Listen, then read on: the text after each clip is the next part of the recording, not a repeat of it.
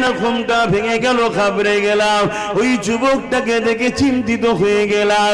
ওই যুবকটা বলতে, আপনি ঘাবড়াবেন না মা, আমি দুনিয়ার কোন যুবক নয় মা। এই মা আমিনা, আল্লাহর পক্ষ থেকে এসেছি, আমি হলাম জিবরাইল, মেসেজ নিয়ে এসেছি, খুশির খবর নিয়ে এসেছি। এই মা আমিনা রে, আপনার গর্ভে সন্তান রয়েছে।